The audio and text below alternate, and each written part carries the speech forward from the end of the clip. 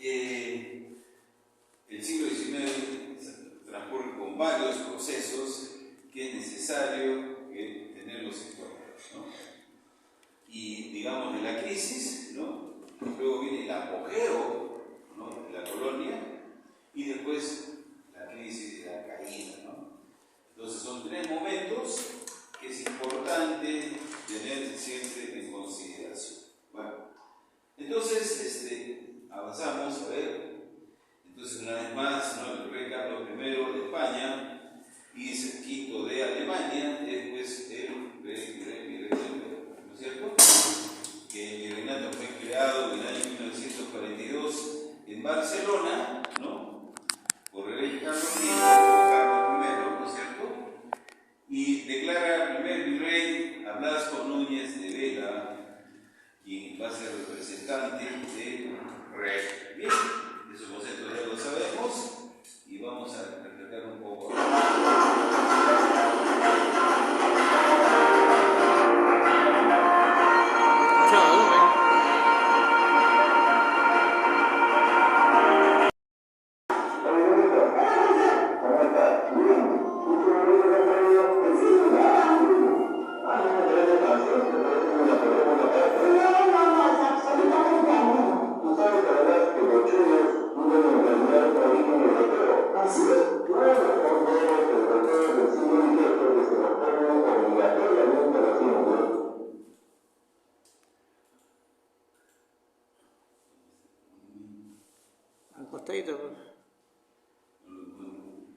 A la esquina, ahí puede bajar, ahí dice un parlantito ahí. Ahí le puede bajar el volumen. En el menú de abajo. ¿No? ¿No entiende? Ahí está, bueno, el menú está ahí.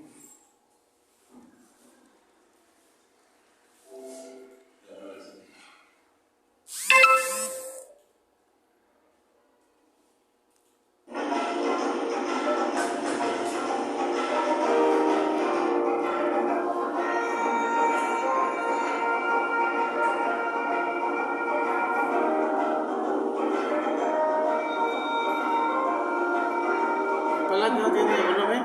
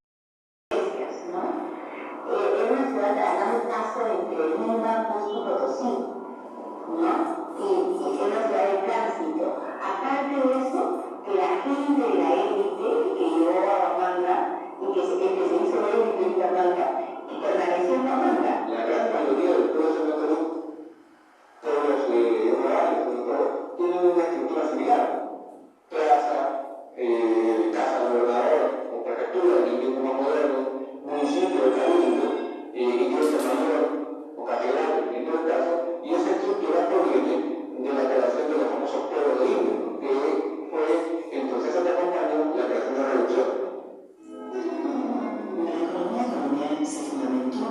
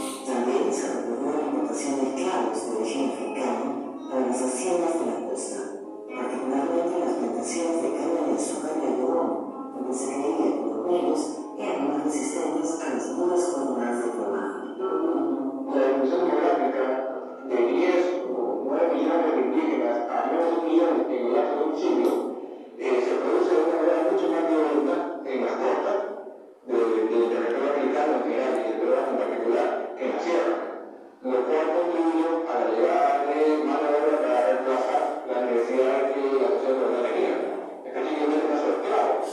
Y eso le dio a la costa un carácter diferente desde el inicio, más mezclada, más mestiza probablemente, que la presencia de población indígena en las zonas andinas, ¿no? Consideradas de sierra. En la explotación de los esclavos participaron además de propietarios y comerciantes, las órdenes religiosas, como la Compañía de Jesús, que la dueña de grandes haciendas, y los burócratas que deseaban incrementar sus ingresos con negocios comerciales.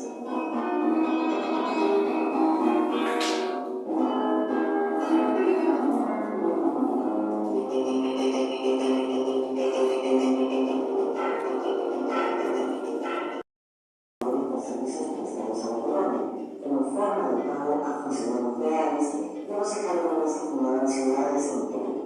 Es decir, la propiedad jurídica de las tierras devenía exclusivamente de las células reales, aunque por un tiempo los peruanos también podían conceder tierras. Sin embargo, muchos españoles obtuvieron tierras por usurpación, donación de comarcas y posesión de facto de tierras abandonadas, por lo cual se realizó una composición general de tierras en 1589 para realizar un catastro y legalizar a los propietarios que no tuvieran títulos.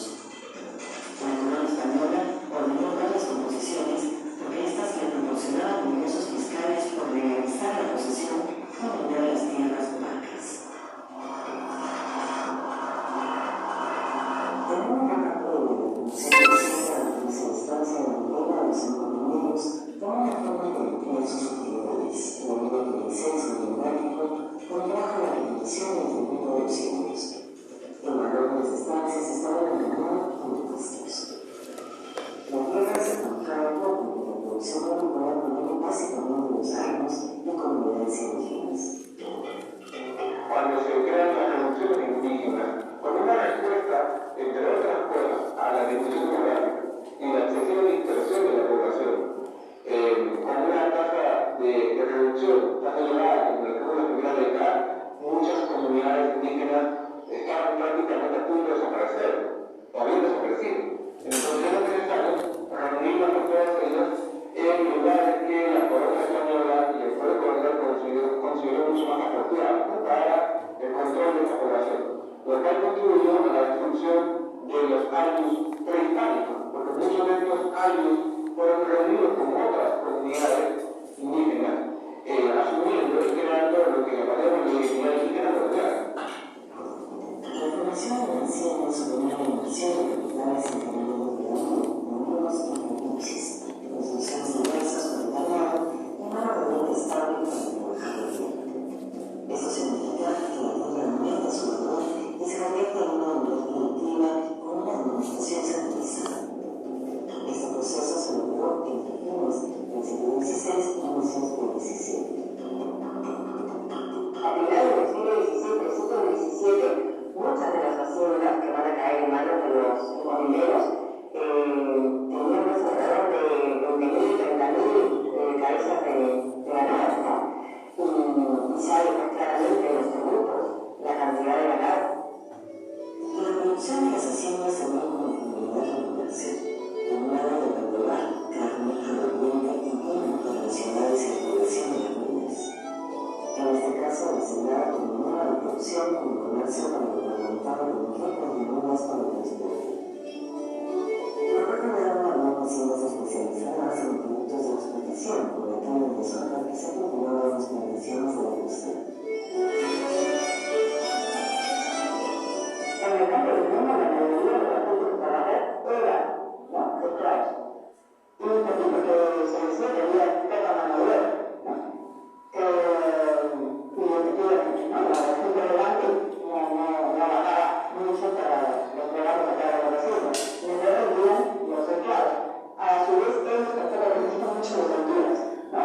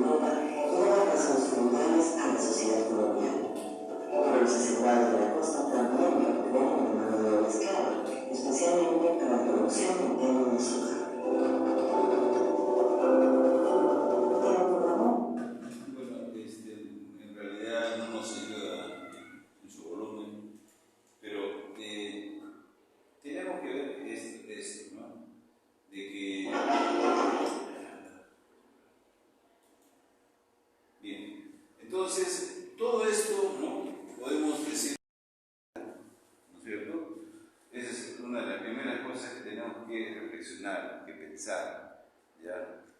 Y es una lógica, ¿no? Cuando un país invade a otro, cuando los chilenos vienen al Perú, ¿no? Obviamente se transformó también. Desde ese día la bandera del Perú sale, está la bandera chilena y vienen otras autoridades y todo cambia, no hay nada que hacer. Entonces, un cambio cultural de una sociedad europea que viene, ¿no? Y va a proponer, ¿no? Va a buscar recursos económicos como la minería, ¿no? Ya se sabía de que en Perú había pues muchas cosas de oro, de plata, ¿no?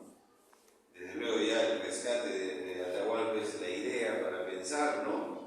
Toda la mentalidad que se había diseñado en lo que se llaman las huestes peruleras. Es una palabra que hay un trabajito muy interesante, ¿no? Las huestes peruleras.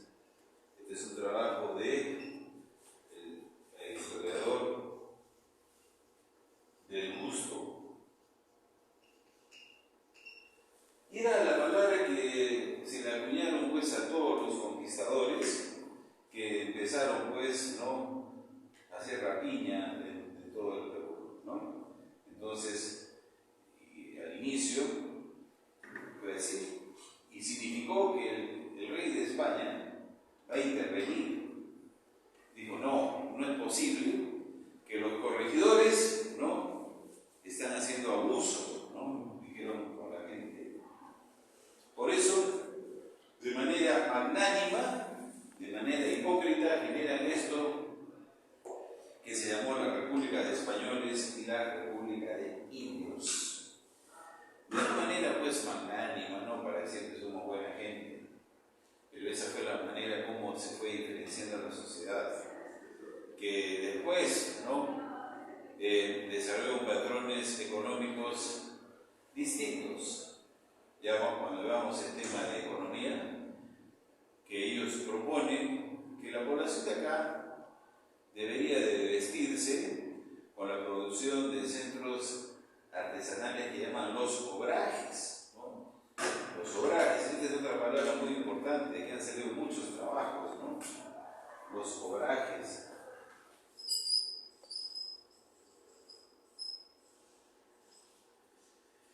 Entonces, esta división, ¿no?, hizo que, en mi opinión personal, ¿no?, yo, en una lectura personal, yo creo que ahí es que se fueron sentando, ¿no?, la futura crisis colonial, porque ellos, los españoles, no lograron que toda la sociedad se vuelva española, ¿no es cierto? ¿Por qué? Porque está latente, ¿no?, siempre el deseo de romper con España. Incluso, ¿no?, la treta que hicieron ellos al inicio, con los incas de Vilcabamba, ¿no?, es bizarro que le ponen la mascaipacha a un inca, ¿no?, para tenerlos de títeres, pero después reaccionaron, retomaron la causa, ¿no? Y finalmente, pues, es Toledo quien hace todo dentro de sus reformas toleranas, la desaparición de los incas de Vilcabamba, ¿no? Bueno, entonces, también hubo la fundación de las grandes ciudades, Lima, Arequipa, Trujillo, Huamanga, Huancayo, muchas, ¿no? Hasta Moquegua tiene fundación española, Camaná, y bueno, creo que Tacna lo tiene, ¿no? Entonces, ese es más o menos el modelo que se fue desarrollando y que, pues, tuvo que venir el quinto virrey del Perú, como saben, a poner orden, ¿no?, a decir que esto está mal, hay que cambiar. Entonces, para nosotros, Toledo significa pues un tirano, significa un abusivo, ¿no? Pero ya le dije que en España es todo un personaje, ¿no? Bueno, ahí está las posesiones españolas en el Nuevo Mundo. Entonces, el virreinato de Nueva España abordaba hasta la zona, incluso hasta la zona de California, ¿no? Por eso esas ciudades como Los Ángeles, San Francisco, San Diego, San Antonio, ¿no? Nevada, son nombres españoles que ahí abarcaba el virreinato de Nueva España, de México, ¿no? Y después fue perdiéndose eso y Estados Unidos fue creciendo, ¿no? Porque Estados Unidos, cuando se instala, estuvo por aquí, en esta zona, en la zona este que le llaman las 13 colonias, ¿no? Y ahí está pues Nueva York, Boston, Massachusetts y otras ciudades más, ¿no? Y después paulatinamente fue creciendo, ¿no? En el siglo XIX compra a Rusia esta zona de Alaska, ¿no? Después en un momento Estados Unidos tuvo posesión en varias islas de acá. Esta zona, ¿no?, del Caribe hay muchísimas islas, ¿no? Y actualmente está en posesión de muchos países, ¿no? Bueno, entonces, imaginémonos si hoy día es complicado manejar tremendo territorio, ¿cómo sería en esa época? Ocurriría corrupción, ocurrirían cosas que nadie se enteraría. Entonces llegó el momento en que España tuvo que cambiar su modalidad de administrar las colonias. Bueno, y esta es en la parte, en el siglo XVIII, esta tendría que ser la configuración que tuvo el virreinato del Perú, ¿no? Entonces ahí podemos ver en la parte superior el virreinato de Nueva Granada, ¿cierto? En la parte sur, el virreinato de Río de la Plata. Ese virreinato de Río de la Plata solo duró 25 años, ¿no? ¿Ya? Porque luego vino, cuando se instala, entonces luego viene el proceso de las independencias y se acaba este virreinato, ¿no? Entonces ahí va a generar un problema, porque justamente, ¿no?, donde es actualmente Bolivia, funcionaba la audiencia de Charca. Entonces generó la discusión en la misma colonia si era Bolivia del Perú, del Virreinato del Perú, o el Virreinato del Río de la Plata. Entonces quedó, ¿no?, la situación ahí latente, no se había definido, y eso es lo que aprovechó Bolívar para crear Bolivia, ¿no? Bueno, entonces vemos ahí, ¿no?, cómo es que esta es la parte final del virreinato del Perú y los otros virreinatos también, ¿no? No fue, y Bolívar creó la ciudad de país de Bolivia como un corcho para que Perú y Argentina no se disputaran el territorio de Chacas, como una especie de corchito ahí para... Bueno, yo lo que más creo es, y la gente que escribe, es ¿cómo se dice?, el ego de Bolívar, ¿no? Porque, ¿para qué le puso Bolívar? Se llamaba República Bolívar, ¿ya? ¿Por qué le puso ese nombre? Pero la cosa es que no le haya colocado el nombre y si es un... Pudo ponerle, pues, la República de Charcas, por el Alto Perú, ¿no? No, pero sí, pero en caso de que no se haya definido, hubiera sido el mismo con Ecuador que se ¿Cómo? o se hubiera ocurrido el mismo problema con Ecuador, por ejemplo, que había partes del territorio que no se habían definido desde la época de la colonia. Y eso genera conflicto entre ambos países. Pasado lo mismo. Ya. La historia dice que Guayaquil era el Perú, ¿no?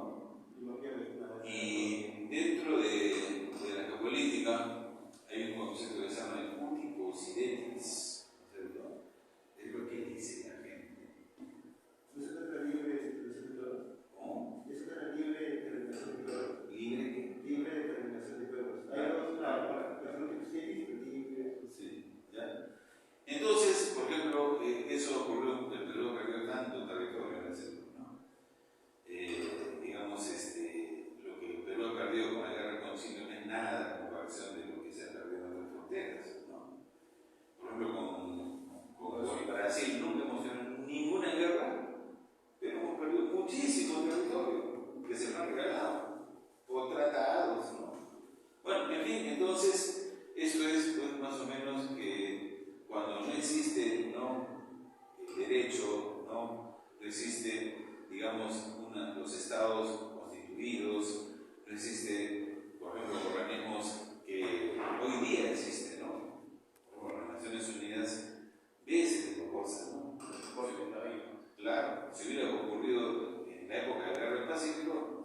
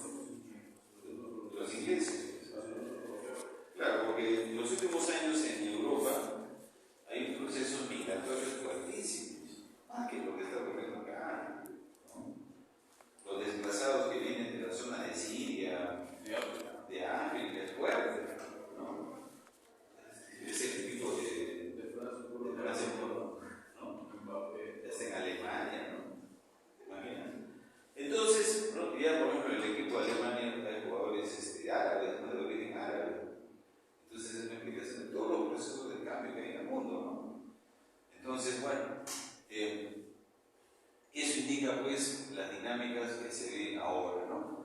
Bueno, entonces sin alejarnos mucho, las autoridades, ¿no? Dice autoridades coloniales de Toledo y los pilares del sistema, el llamado conde de Oropesa, ¿no? Que entre 1569 y 1500 logró establecer el marco político que requería por muchos años el Perú virreinal, ¿ya? Entonces, no, siempre voy a repetir, ¿no? De que Toledo pues es el responsable de todo el desarrollo, ¿no? Que va a cambiar, ¿no?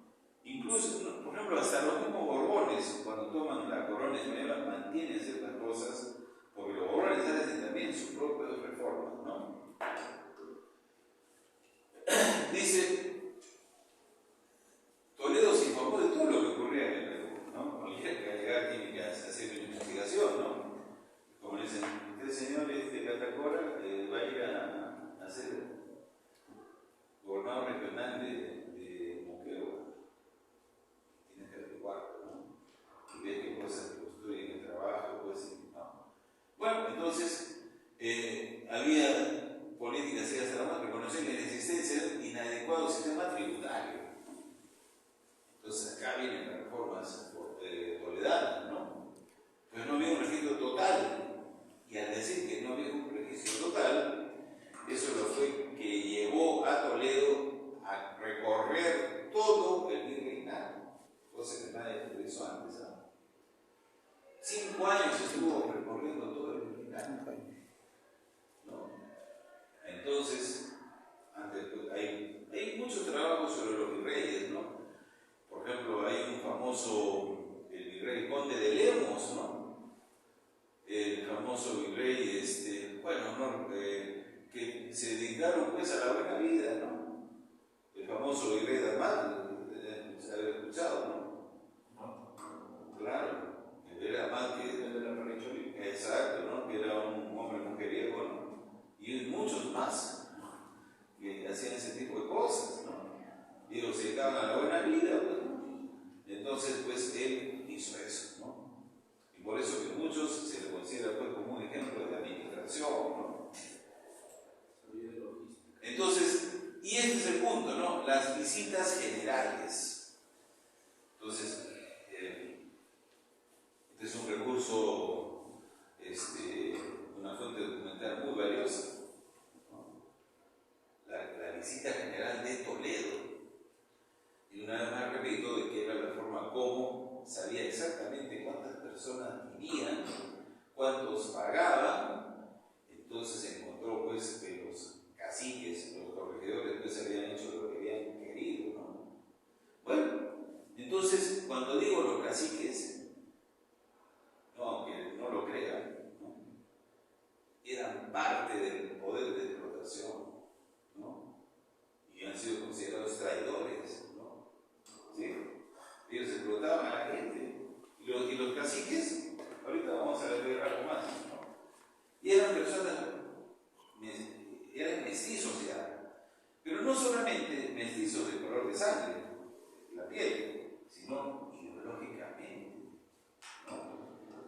Entonces, por eso les he traído acá, lo tengo abajo, ¿no? El testamento del cacique de Cocay, donde él muere pidiendo que le hagan misas, ¿no? Él muere un montón de cosas que es la usanza de la vida española y de los españoles de privilegios, ¿no? Entonces es algo que hay que ponernos a pensar, ¿no? Y no eran pues personas del pueblo, no eran personas que tenían mucho poder, ¿no? Entonces, dice, realizó varias extensas visitas generales a distintas partes del virreinato y por primera vez se tuvo un registro de los recursos humanos en el Perú, tras saber el número de posibles tributarios realizó las reducciones.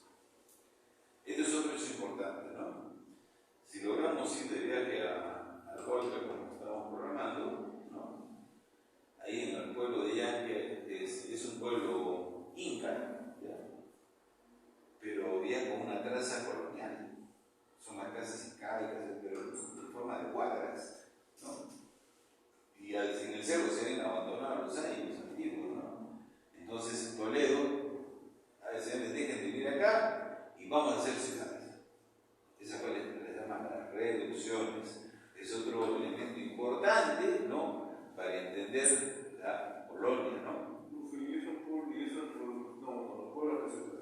ciudades o diferentes asentamientos que se dieron a base de las revoluciones de acero con el tiempo o seguían en el espacio logístico, cuál que se habían planeado.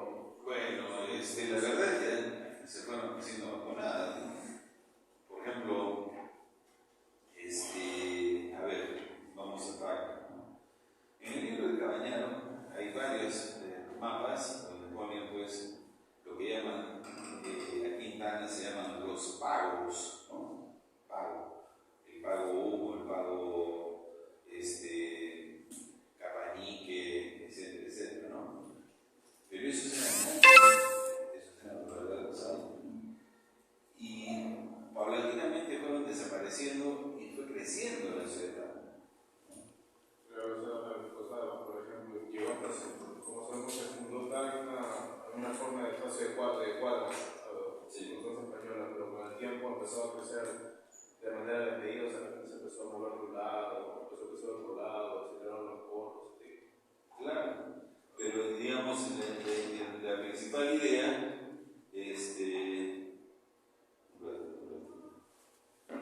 bueno, entonces, cuando entra el abandono, ¿no? Por ejemplo, de una población, van a formar por órdenes, ¿no? Las ciudades.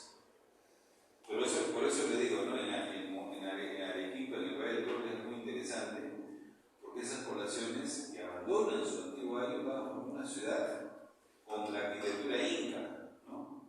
Pero con el modelo español, o sea, las cuadras, ¿no? Bueno, entonces, pero el objetivo era más que nada, pues, tener el control exacto, que nadie haga lo que hoy día se llama evasión tributaria, ¿no? Algo así. Algo así. Entonces dice que incluso la elección era por medio de la mitad. Entonces él no fue tonto y averiguó que los incas tenían una modalidad que se llama la mita, ¿no?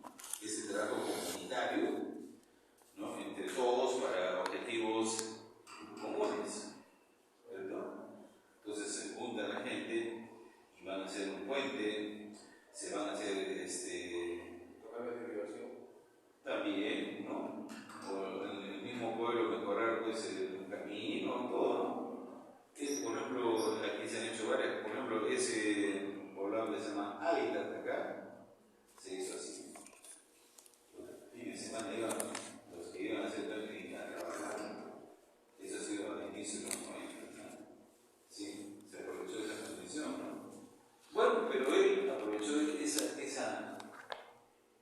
ese elemento ideológico para hacer la mitad minera, para explotar, ¿no? Claro que es una palabra media, ¿cómo se puede decir? Un eufemismo, ¿no? Un eufemismo significa que alguien dice una palabra bonita, pero en el fondo es algo terrible. ¿Ya? Entonces, seguimos. Bueno, ahí está la imagen de él, ¿no es cierto? Y los españoles lo dicen que era un hombre pulcro, decían, ¿no? Que entregado totalmente a su trabajo, que siempre vestido en negro como un indicador pues, de seriedad y todo eso, ¿no? Entonces, qué diferente pues, con otros virreyes que hubo, pues, se dedicaron a hacer otras cosas, ¿no?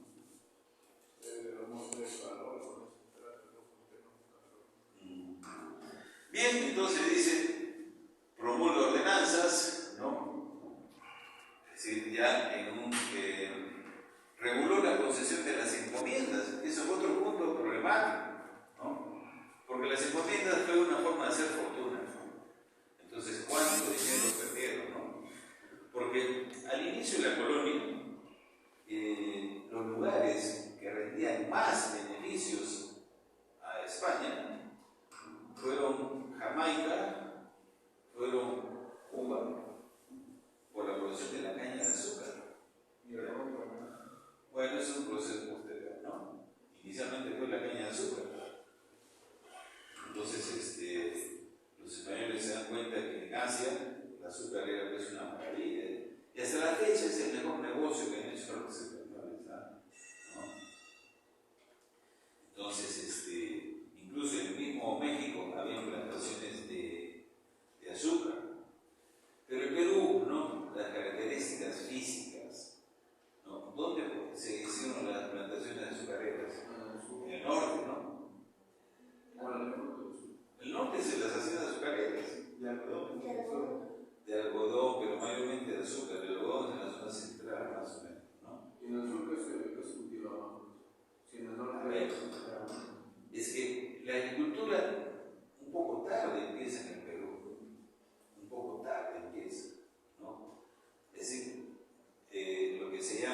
las haciendas coloniales van a empezar más o menos en el siglo XVIII, tarde, porque la mejor agricultura estaba en la sierra, ¿ya? Porque las grandes haciendas azucareras han tenido que cambiar